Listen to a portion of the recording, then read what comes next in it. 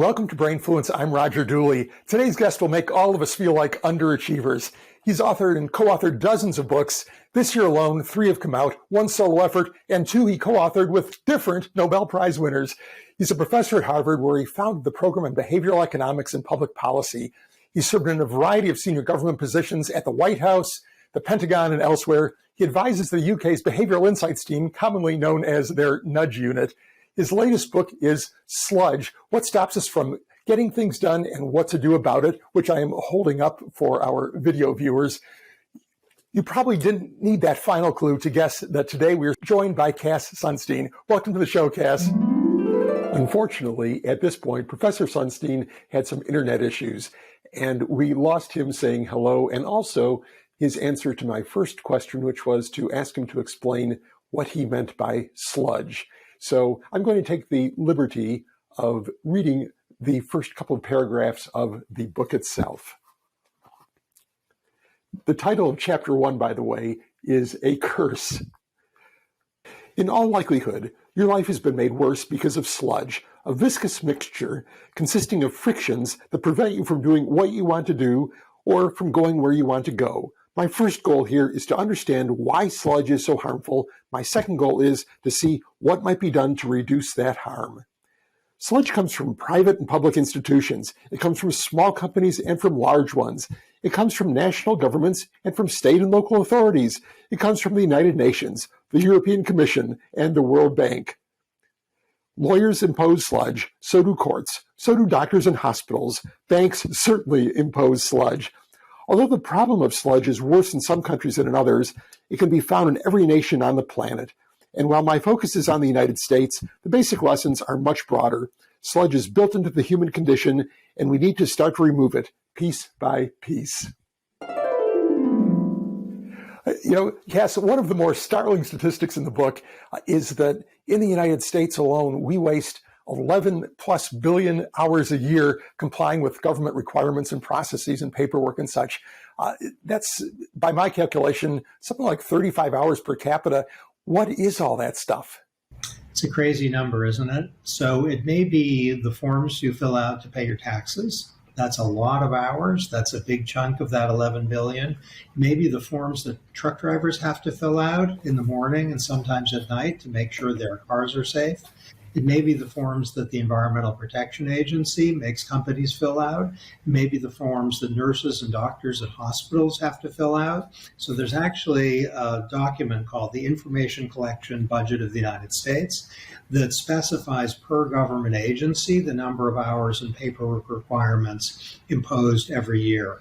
I think it's not quite right to say that we waste 11 billion hours. Some of those are justified hours, making sure that people are eligible for certain kinds of benefits. That's okay. But if to be eligible for certain kinds of benefits, you have to have a nightmare of hours or days or weeks trying to understand something that isn't written in English, then the word waste is not unfair. Right. Certainly some of those hours go to good use. I know my own personal example, which you bring up in the book, and I haven't gone through the process lately, but some years back when my kids were going through the college application process, I had to fill out the dreaded FAFSA form. And I recall spending so much time on that. And I had a business that I had to account for. They wanted business financial statements, they wanted personal tax returns, they wanted just an incredible amount of detail, assets. And, I complied with all that stuff, but I was thinking at the time, how would somebody who was maybe slightly less capable of dealing with that sort of thing, maybe hadn't gone through accounting classes and, didn't do their own taxes and such, how would they cope with that? And in particular, probably those people in most need of financial aid are the ones least likely to be able to effectively fill out those forms. You're making a great point, which is about behavioral science and also about the human brain. So let's kind of back into that the behavioral science point is even for someone who kind of understands how to do forms and has a lot of training, the amount of time spent on it is really excessive. For the old FAFSA form, it's been successively simplified. We'll see if it gets where it should be. That's a real problem. For people who are, let's say, busy, either because they're struggling with economic need, or because they're dealing with a health problem, or because they're taking care of elderly parents or lots of kids, then the FAFSA form or things like it, that's worse than very challenging.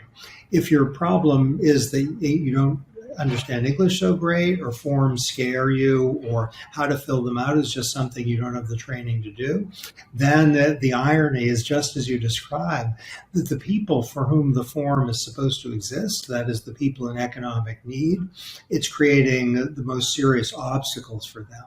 So to see sludge in some cases as a kind of wall between human beings and something that can turn their lives around is completely right.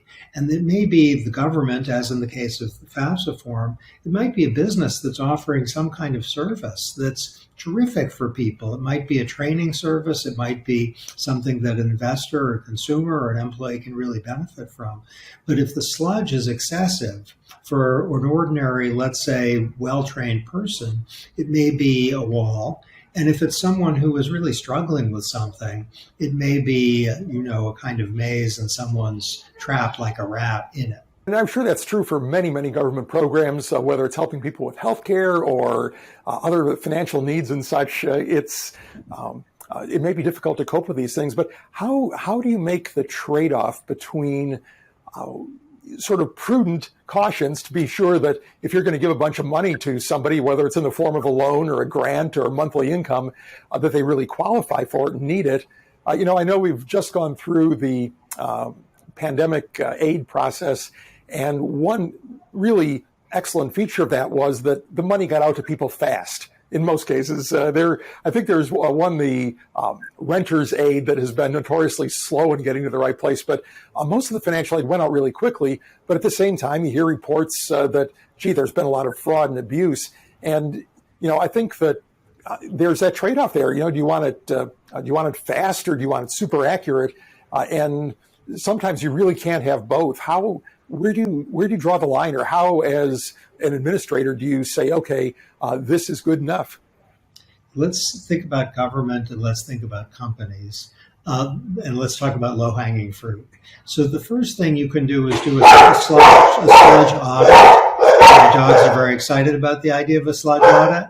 And with a sludge audit, what you do is you ask how much sludge is there, and then you will come up with a number if you do it quantitatively. And if you do it qualitatively, you'll learn something, let's say, about citizens who are dealing with a form, or you'll learn something about employees or customers who are dealing with some administrative burden or process. Sometimes the consequence of doing a sludge audit is a kind of gasp of amazed horror, where the administrator, who might be private or might be public, will say, gosh, we are asking our people, whether they're customers or citizens or employees, to spend this many hours on a form? And that will motivate reform. Often you can find that if you want to achieve your goal, and you're referring to actual eligibility for program, you don't need a 17-page form. You can use a 1 or 2-page form. And there might be costless reduction of sludge. And we found in the pandemic a lot of that, where, as you say, a good feature, there aren't a lot of them, of the pandemic, is it's concentrated the bureaucratic mind, let's say the government's bureaucratic mind, or companies, including nonprofits, hospitals, thinking, is the current level of sludge, which might be an in-person requirement, a really good idea or not? And in a pandemic, you might answer that question with a kind of fierceness that you wouldn't outside of a pandemic context. And so we're seeing a lot of telemedicine. It's great for a lot of people. They don't have to go somewhere. And there have been reductions in form filling requirements, in-person interview requirements, just by concentrating the bureaucratic mind on, is the way we've always done it with respect to sludge a good idea? Okay, I'll get to your fundamental question now, which is, suppose it's the case that if you reduce sludge, it's not costless. So you might end up getting something to people who don't deserve it, whether it's access to a credit card, let's say, or whether it's access to, let's say, a free replacement of a good that is apparently damaged, or let's say it's access to a license or a permit or an economic benefit. I've actually tried to figure out what the American people think about this, and I've done some preliminary experiments on this. And it turns out that if the consequence of reducing sludge is you get a lot of people eligible for a benefit who wouldn't otherwise get it, who do deserve it. But at the same time, you get a small number of people getting the benefit who don't deserve it. The American people say, that's okay. That is, a small number of people getting something they don't deserve is a reasonable price to pay if that's the only way to get a very large number of people eligible for a benefit they do deserve. The American people start getting nervous, and I bet this is true all over the world, if the consequence of sludge is to get a lot of people eligible for a benefit that they do deserve, but also to give a lot of people a benefit they don't deserve. Then people in my study start to get nervous. But there's a lesson there which is very simple, which is that if the consequence of sludge is to screen out lots and lots of people who deserve something, that's probably too high a price to pay, most people will think, if the consequence is, even if the consequence is to ensure that some people, some small number of people don't get a benefit who don't deserve a benefit. So we have to go program by program and business by business. But if you're telling employees that to be employees, they have to do the equivalent of trying to qualify the Olympics, that's really hard. Then you're not going to hire anybody because people will say, I'm going to look for another job. And so there's a balance to be struck. And the balance right now is often too pro-sludge because we haven't focused on its adverse effects, most often on people who are struggling most because of illness or poverty or old age or something. Yeah, I think one example from the commercial space is Amazon, where they tend to have fairly liberal policies. They don't have very difficult password requirements. They don't log you out all the time and ask you challenge questions to be sure you're really you. Even when you return something, they pretty much take your word for the fact that when you drop that box off at UPS, that the thing that you're returning is in there. They're also taking your word for the fact that it's defective and such. And undoubtedly, they are victimized occasionally by fraudsters. But overall, they're clearly one of the most successful, at least from a revenue and sales standpoint, successful companies on the planet. And I think that's why. And they're very profitable as well. They, I'm sure, write off stuff because of fraud or simply things that were returned that should have been. But overall, it's worked out extremely well for them. And the companies that have very rigorous policies end up losing the sale to Amazon. It's a great point and a great example. So I think the right word is optimal sludge. Now, that's not going to get people excited. The word optimal tends to make people think, rather than hooray. But you're right, exactly right, optimal sludge. And the level of sludge that Amazon imposes on people isn't zero. So to get compensation for a defective product, you have to do something. And to get a product, you have to do something. But it's really low. So Amazon has made a call that the right level of sludge, the optimal level of sludge is this, little. And that's been a terrific business model for them. Typically, I think in the modern era for companies, something like that is directionally the right call, that whatever level of sludge is now in place is typically too high, and that is not economically a desirable thing. It's not in terms of worker morale a good thing. So to cut sludge from worker experience is often a big morale builder. And in doing these sludge audits, often, and this has started to happen, employees are asked about the amount of time they spend on paperwork or administrative burdens. And you can do this for investors or colleagues or anyone. It can be formal and quantitative, as in the case of dramatic pause, the information collection budget of the United States, which has real numbers, or it could be more qualitative. But it's typically the case that a willingness to lose a little bit in terms of allowing people to get something they don't really deserve might well be worth it if that's the price of allowing a lot of people to get something that they do deserve and that makes their experience with their government or with a company, let's say, a ton better. I think you make an excellent point in the book, Hess, that the presence of sludge shows disrespect for people who are subject to it. It shows that the entity that they're dealing with really doesn't care about them. And in the case of a business, of course, that reflects on the brand.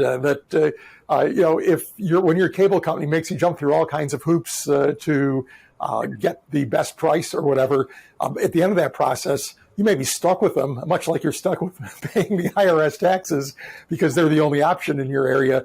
But you certainly don't like the brand. And for employees, if somebody needs a stapler and they've got to fill out a lengthy form and get it approved, that's really telling them that, we really think you're not smart enough or trustworthy enough to decide that you need a new stapler because your old one is broken. So we've got a process for that. We're at a point now that we're facing what's been called the Great Resignation, where many people, not everybody, but many people are anxious to change jobs. And it's easier than ever to change jobs because of all the switch to remote work. We aren't as constrained by geography as we were a couple of years ago. And when you disrespect your employees like that, when you show that, well, we don't trust you, we don't believe in you, that has real costs. Exactly, 100%. And I think the word that is really the word in a way of the current era is dignity. And whatever philosophical position you hold, if citizens, employees, and customers don't feel that they've been treated with dignity, the negative effect is really severe.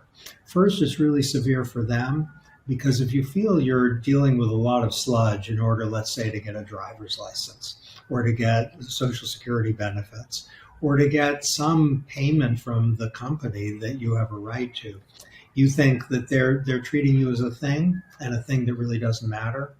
And the time spent on navigating sludge, that's human time, and to take it away is to impose a cost.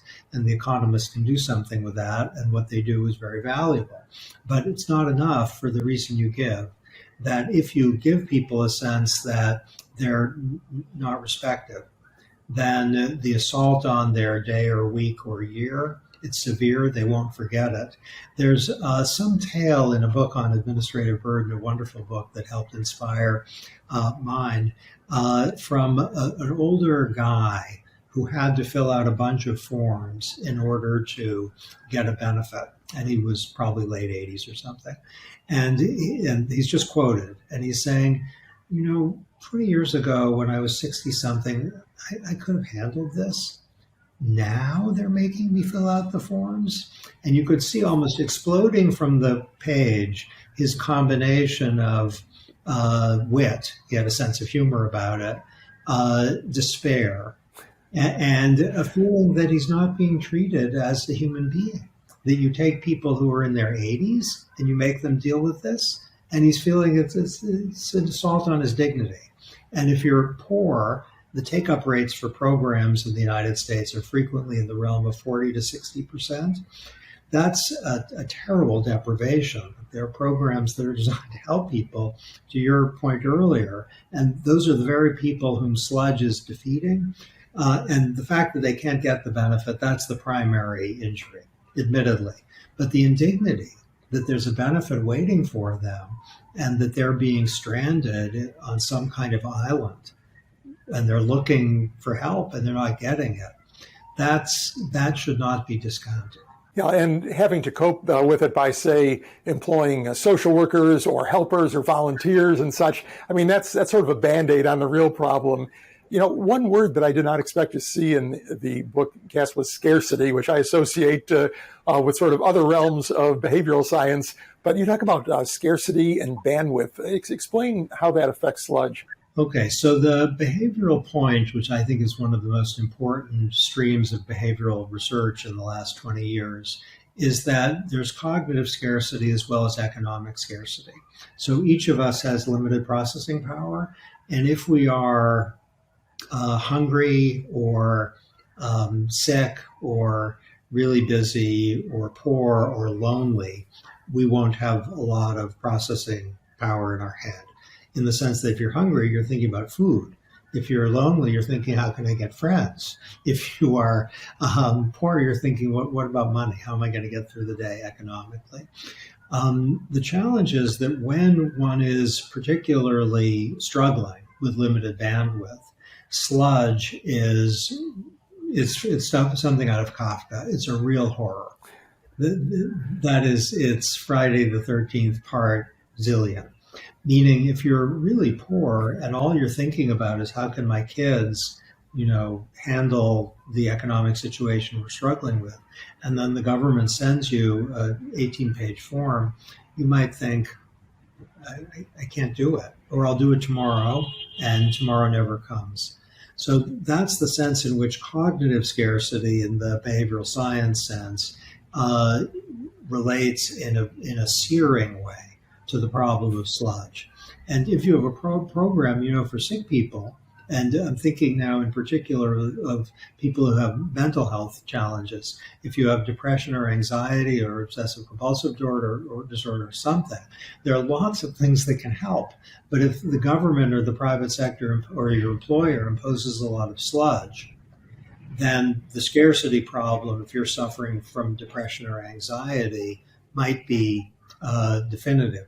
I'll give you an example, may I, of one solution to the problem. It's the only regulation I worked on when I worked in the government under President Obama that I have a hard time discussing without crying, and it's happy tears. So bear with me. I think I'll be able to do it. I'll try.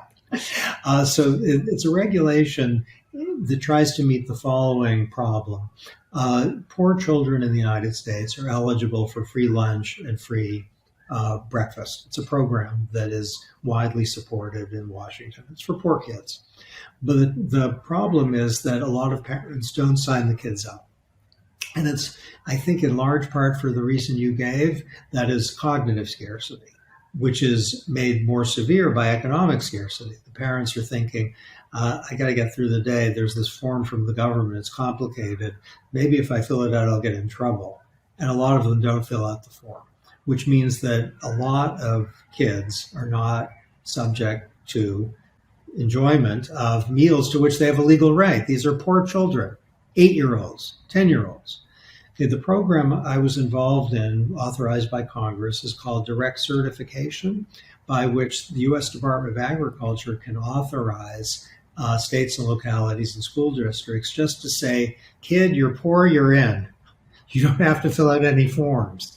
And it raises the question you raised earlier about whether there's a risk to program integrity. Looks like there isn't. It looks like the kids who are deemed eligible really are eligible. Okay, that's the windup. The pitch is, at last count, 15 million kids. 15 million American children are in the direct certification program or one of its sibling programs where they're automatically in. The level of sludge went from pretty high to zero. And when it went to zero, the number of kids went to millions. Now that's a statistic. But if you could see those kids, physically see those kids, and know that they are in hard economic situation getting free, healthy meals, lunch and breakfast every day. Okay, I didn't tear up. Oh, that is a really great point and a very positive thing to end talking about sludge on, because it can be eliminated and you can have fantastic outcomes. I'm curious, the latest edition of Nudge, a book of which I'm a great fan, it's been influential in my work certainly and influential around the world, is dubbed the final edition. What's up with that? It's not something you usually see from authors. Okay, thank you for that. It was much litigated between the co-authors and with the editors. And Thaler basically won. I love doing the book so much, I'd like to do 20 more editions. But the judgment, which in the end we collectively made, was this, that a great finding from behavioral science and behavioral economics in particular is that pre-commitment strategies are often helpful. So if you pre-commit publicly, I am never going to have another drink. that can reduce the incidence of drinking by you maybe to zero. Or if you pre-commit publicly, I'm going to vote in this election, that can have a big impact.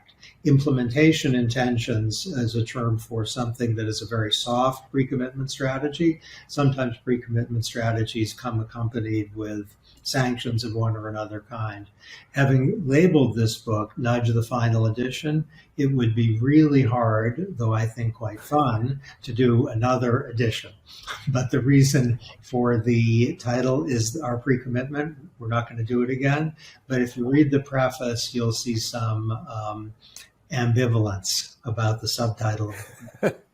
I've seen enough movies and TV shows where the hero is magically resurrected after he or she was killed off. So, it could happen, I suppose. One last question, Cass. Your output has been so spectacular, not just this year, but over the years. Do you have any productivity tips for folks? We certainly have people who are writers and authors that listen, but how do you manage to get apparently so much done? Well, thank you for that. When I worked in the White House under President Obama, I heard the speechwriters say that what President Obama said to them is you can't edit a blank page. And I love that, and it resonated with me. So I am very willing to write a page that is terrible. I hope that I'm not very willing to publish a page that is terrible, though some of my friends tell me otherwise. Still, I am very incautious about producing paragraphs and words, though I edit them like crazy, and I'm very happy to throw them in the garbage. So I have a lot of writing that will never see the light of the day because it's so awful. But with Nudge, for example, and with Sludge, the number of drafts was really, really high. And it was liberating in both cases to be able to write a draft and to think, well, this really isn't what we're going to want to publish, but we at least have something that we can make better. I also don't have very high need for startup time. So if I have 2 hours, I won't be spending the first hour pondering. I'll be spending the first hour scribbling. And my hope is that eventually it's going to turn into something that will be worth someone else other than me reading. Well, that's a fantastic advice, and I'm personally going to try and emulate that. I'll let you know how it works out. How can people find you and your ideas online? Well, I have a Twitter feed. I have a Twitter account. I tweet. I'm not very good with the technical terms. I have books on Amazon.com, the Social Science Research Network. I have a lot of papers that can be found there. Most of them have a lot of footnotes. So buyer, they're all free, by the way, but buyer, metaphorically, beware. Lots of footnotes. Great. Well, we will link to those places on the show notes page at rogerdooley.com/podcast. Cass, it's been a lot of fun. Thanks for being on the show. Thank you. I really enjoyed it.